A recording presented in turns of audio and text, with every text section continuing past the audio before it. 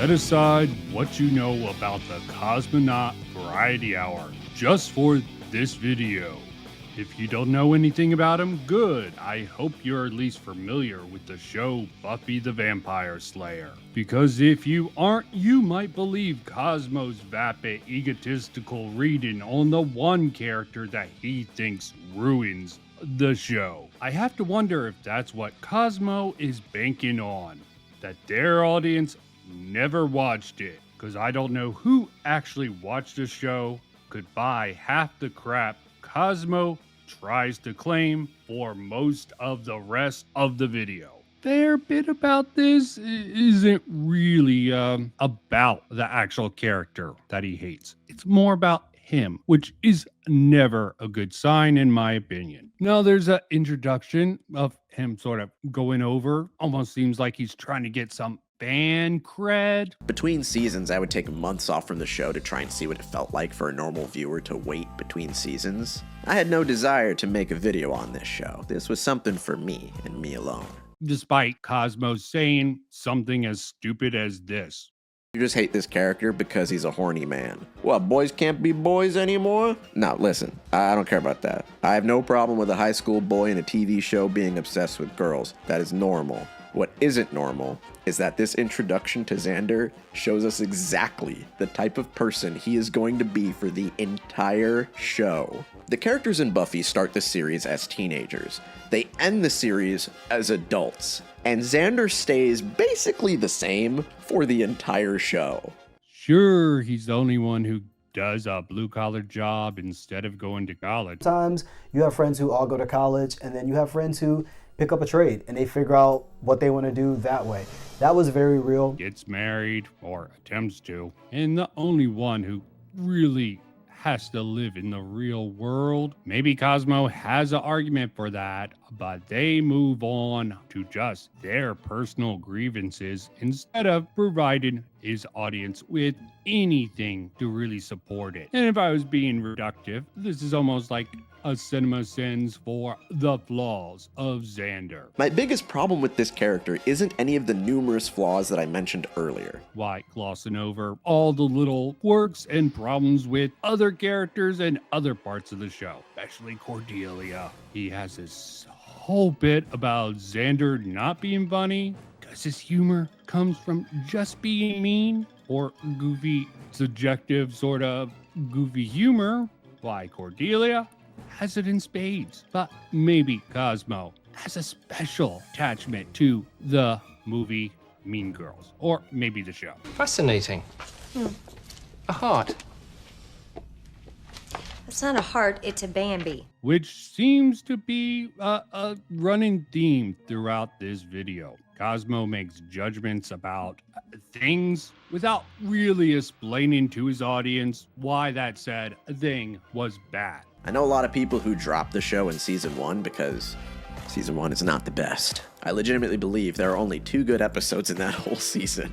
The first one and the last one. If you're watching for the first time, this is my very accurate and professional season 1 viewing guide. You're welcome. And given it's clear from the beginning of the video, he's trying to direct this at people who he just assume by Twitter talk or other things I'm guessing that because Buffy the Vampire Slayer was on the CW, that it was a crappy teen drama or a disappointing action show that the channel became known for in its later years. Now, I can't tell if he's just talking down to his audience here. Maybe they have a fetish for it or something. I don't know. Or just who watches him are just that dumb or superficial, given he can't seem to understand why people voted for the wives of characters such as Tony Soprano and Walter White to make the list of the most hated characters within shows. Cosmo clearly has a very elementary understanding of different types of media outside the standard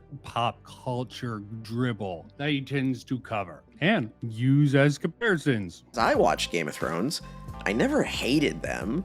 I like these characters because I enjoy seeing a villain that is well written. That's just me though. I understand if you see their evil deeds and you feel hatred towards them, but for me, that just means the writer is doing their job. I can't hate that. But then further down the list, we have characters who aren't even villains. They're just characters who might annoy the audience. No shit, Sherlock. People hated Jaffrey from the Game of Thrones. He was the little big bad from the first few seasons. But spoiler, he gets killed at a certain point. The wives of shows such as Breaking Bad and The Sopranos serve as foils, or in case any of his audience watches it, characters they have to hide their criminal activities from. Because, again, spoilers, for anyone who hasn't watched those shows, those main characters are the bad guys. Plus, who watches those criminal drama thrillers to hear a woman bitch about whatever she has a stick up her ass about at any given point in time within the story, who the main character just can't easily kill? And the primary audience for those shows probably get enough of that in real life. So I sort of doubt they want that in their fiction too.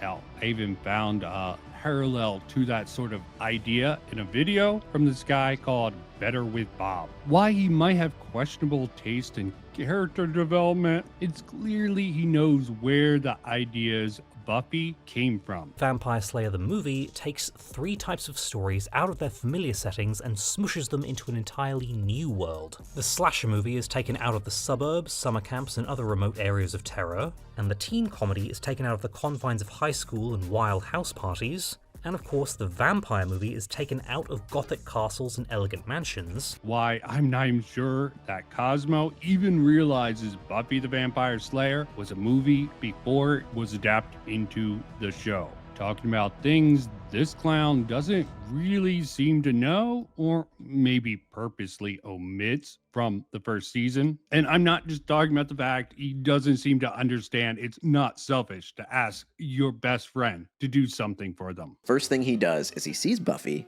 and he ogles at her. Then he meets with his female best friend Willow, selfishly asks her to do something for him, and then continues to obsess over the gorgeous girl he just saw. Is that due to Cosmo having to frame almost everything Xander does in the most negative way? Or maybe it's that Cosmo never actually had a best friend to ask him to study for math class. Please move. Whoa. Excuse me.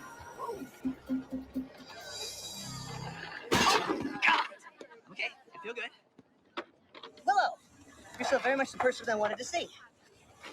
So really? Yeah. You know, I kind of had a problem with the math. Which part? The math. Can you help me out tonight, please? Be my study buddy. Well, what's in it for me? A shiny nickel. Still, that's not what Cosmo left out, because there is no mention in this video that there was another best friend, Jessie. Hey, Jesse, what's what? New girl. That's right, I saw her. Pretty much a hottie. Maybe that's why this clown tries to convince his audience that only the first episode and the last episode of the first season are worth watching. Hey, head up. Oh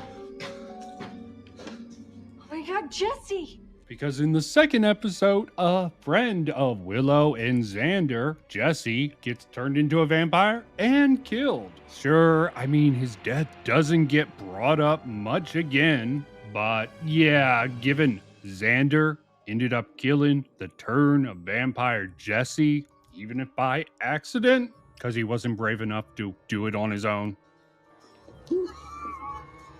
All right, put me out of my misery. You don't have the gun.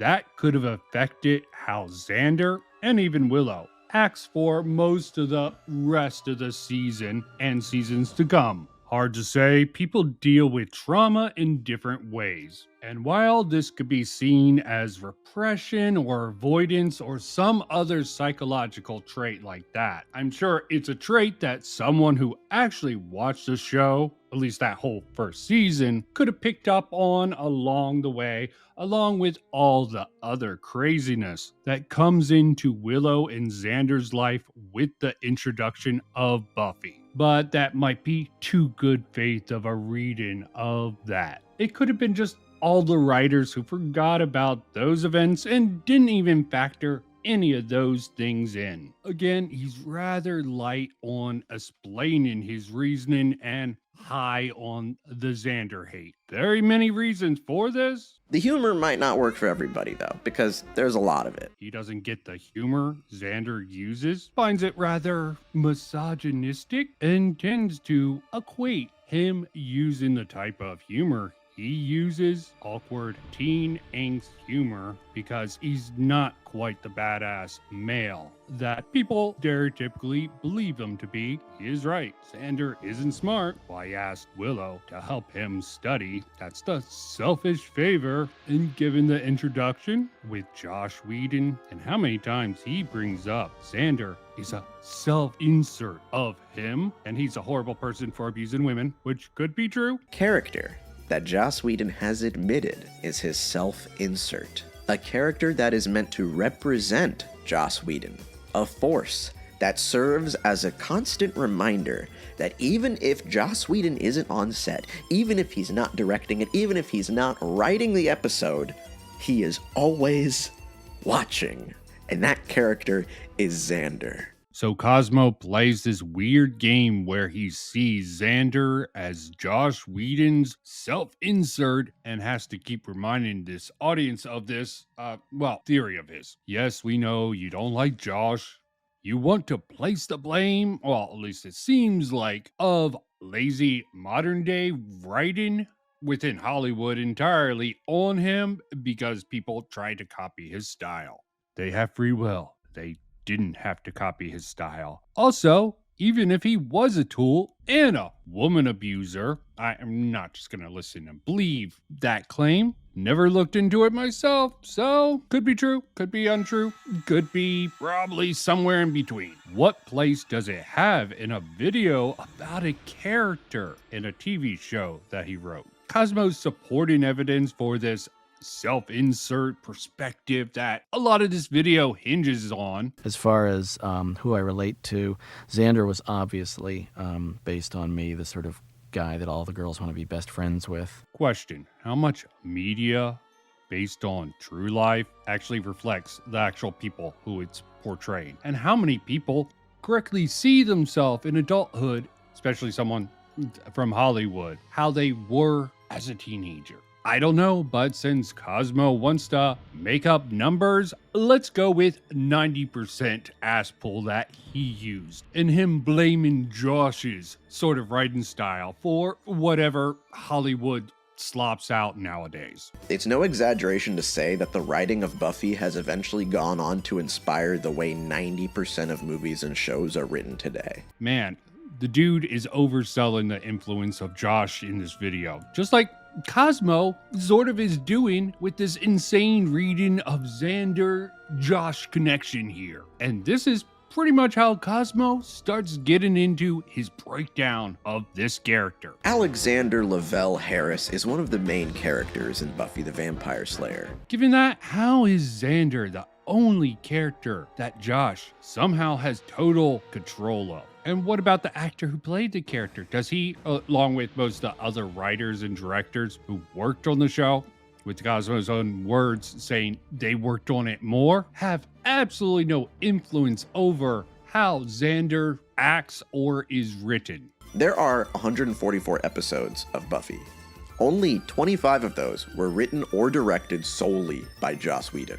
As is the case with many TV or film productions, one person usually isn't running the show. Like, seriously, is this displacement of some type? Is Cosmo not aware of how unhinged this all comes off as? Is there some sort of cognitive dissonance where he can't just come out and admit he just really hates Joss Whedon? Because even if he is a tool, it seems like it's because Josh made a lot of things Cosmo really enjoyed. Or does Cosmo know all of this and for some reason they thought they would make a video LARPing as someone this divorced from reality that they can't even remove how they feel about the creative behind a project that they never met from the fiction that they didn't even watch when it was being made for this particular show here? Or maybe it's something completely different. I'm not a mind reader, but those two seem very likely to me for this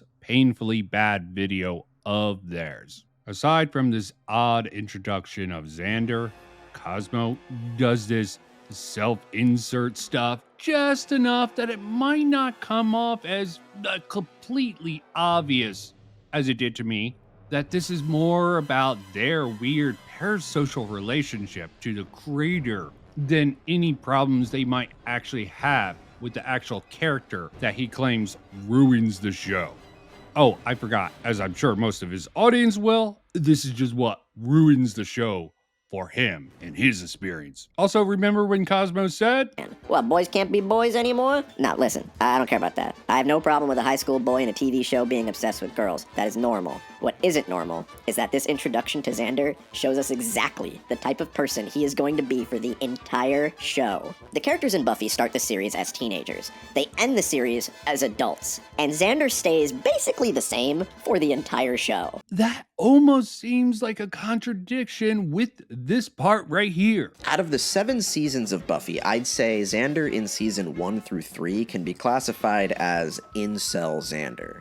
Then Xander in seasons 4 through 7 are what I'd call stupid older brother Xander who thinks he's wiser than he is. Now, I am of two minds on this display of doublethink. This comes off as someone who just wants to see how much bullshit someone and their so-called criticism of a character can get away with without being criticized themselves. But the more skeptical part of me thinks that this is some sort of new age progressive doublespeak that Cosmo might even believe to be true, and is probably trapped in an echo chamber, assuming that he'll just get praise for this very self-indulgent and deranged video essay. Of course, all of these are theories, which frankly, I think they hold a little bit more water than anything Cosmo has in his entire video. I mean, Cosmo does try to mask this clearly bad faith criticism by going after Xander's humor. Let's set aside the fact that taste in humor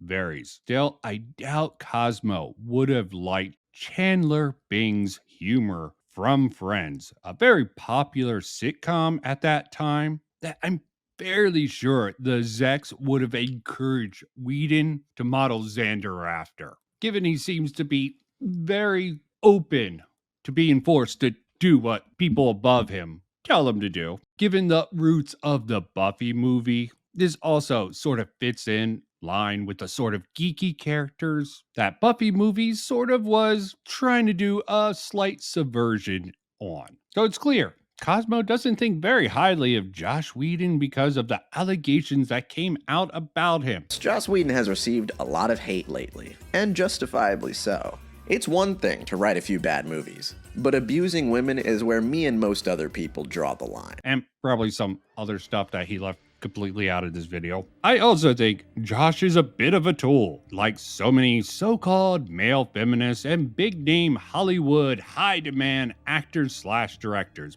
but in a different way. Like him getting mad that the character he wanted to kill off, Spike, got so popular that they forced Whedon to keep him on instead. He got talked into one sexy vampire that's not going to be killed off. That was Angel. And I was supposed to come in and get killed off. And the audience immediately reacted to me in a way that made it, was going to make it very difficult to kill me off. And the network was telling him, "Oh my God, keep this guy in the show," and all of that. And he's like, I was basically ruining his show. Basically forcing him to keep you on because you were doing so well.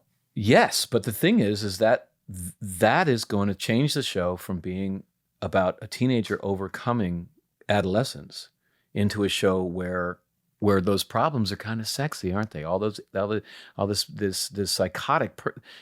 I was killing people all the time. I was shredding them, and the audience was going, "Oh, we want more of that." And Joss is like, "No. The point is that you overcome the evil. That's the point." So if I was in his shoes, I would have killed me off. I wouldn't have pushed me up against the wall. I just would have killed him off immediately, saying, "I know I told you 5 episodes. We'll pay you for 5, but you're dead after 2. Sorry."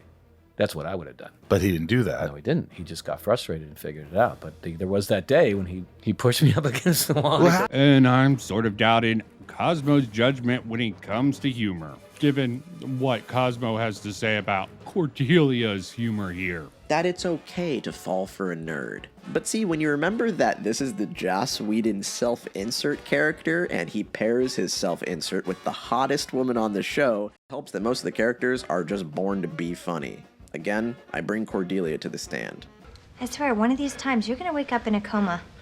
Wake up in a... Oh, never mind. It is a bit strange how many of these, out of context sort of clips, we don't know what's going on in the scene, so we can't judge it. That's trying to connect Xander, the character, to Joss Whedon, the real life guy. Now, if Cosmo's being honest with himself and his audience, I'm not gonna knock his subjective taste in humor, but I will say he strikes me more as the type of guy who likes a movie like Mean Girls compared to many of the movies that Matthew Perry put out after the success of Friends. Or maybe Cosmo's just mad that Xander gets with Cordelia and has to cloak it with all this trimming. Exceptionally mean to Cordelia, but that's okay because he's rewarded for this too.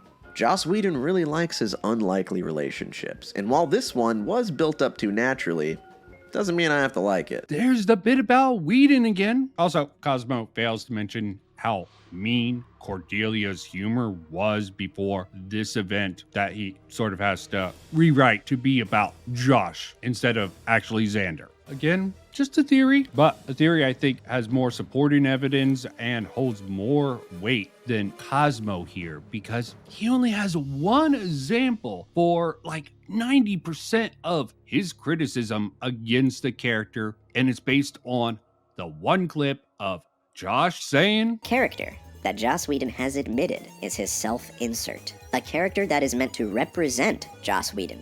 A force that serves as a constant reminder that even if Joss Whedon isn't on set, even if he's not directing it, even if he's not writing the episode, he is always watching. And that character is Xander. As far as who I relate to, Xander was obviously based on me, the sort of guy that all the girls want to be best friends with. Given the context Cosmo does leave in, I'm guessing this is from an interview where someone asked Joss Whedon, which character from your shows do you most relate to? But since he doesn't have any links in his description, I can't be sure of that. By the way, all material I used in this video will be linked down below.